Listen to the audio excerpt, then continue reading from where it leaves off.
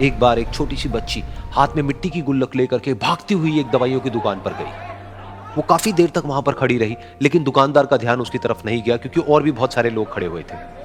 उसने दुकानदार को कई बार बुलाया, लेकिन वहां पर भीड़ इतनी थी कि दुकानदार का ध्यान उसकी तरफ गया ही नहीं। और फिर उस बच्ची को थोड़ा सा गुस्सा आया तो उसने अपनी मिट्टी की गुल्लक लेकर के वहीं काउंटर पर जोर से रख दी, जिसके बाद में जो दुकानदार था और जितने भी लोग खड़े थे वो सब उस बच्ची की तरफ देखने लग गए। और फिर उस दुकानदार ने उस बच्ची से पूछा, बेटे आपको क्या चाहिए?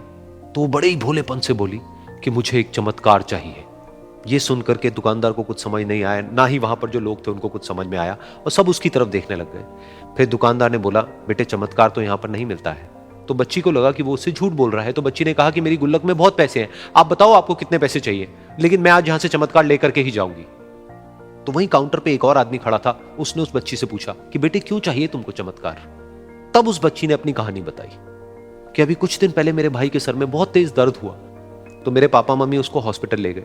उसके बाद कई दिन तक मेरा भाई घर नहीं आया। तो मैंने कई बार अपने पापा से पूछा, लेकिन उन्होंने मुझे कुछ नहीं बताया। उन्होंने बार बार यही कहा कि वो आ जाएगा, वो कल आ जाएगा, वो कल आ जाएगा, लेकिन वो आ ही नहीं रहा था। तो मैंने देखा कि मम्मी रो रही है, और पापा मम्मी को कह रहे थे कि उसकी दवाइयों के लिए और उसके इलाज के लिए जितने पैसे चाहिए उतने मेरे पास में नहीं है, अब उसको कोई चमत्कार ही बचा सकता है। तब मुझे लगा कि अगर मेरे पापा के पास में इतने पैसे नहीं भी हैं तो क्या हुआ, मेरे पास में तो है। तो मैंने जितने भी पैसे जोड़ रखे हैं वो सारे लेकर के मैं इस दवाई की दुकान पर आई। फिर उस आदमी ने उस बच्ची से पूछा, कितने पैसे हैं तुम्हारे पास में? ये सुनते ही उस बच्ची ने अपनी गुल्लक उठाई, जमीन पर फेंकी और तोड़ दी, और पैसे गिनने लग गई। बाकी सब लोग खड़े होकर के उसको देख रहे थे। थोड़ी देर बाद उसने सारे पैसे अपने हाथ में इकट्ठे किए और बोली, मेरे पास में पूरे 19 रुपए हैं। वो जो आदमी वहां पर खड़ा था वो थोड़ा सा मुस्कुराया और बोला कि अरे तुम्हारे पास में तो पूरे पैसे हैं, इतने का ही तो आता है चमत्कार। ये सुनकर के वो बच्ची बहुत खुश हो गई और बोली कि चलो मैं आपको अपने पापा से मिलवाती हूं।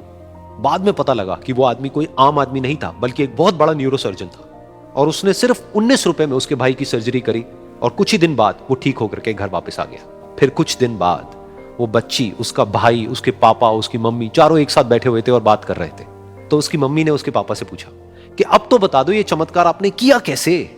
तो उन्होंने अपनी बेटी की तरफ देखा और बोले, ये चमत्कार मैंने नहीं, इसने किया है।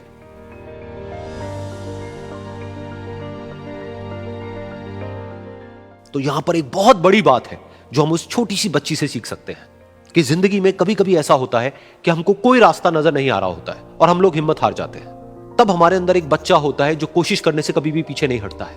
वो हार मानने को तैयार नहीं होता है क्योंकि उसको ना शब्द समझ नहीं आता है।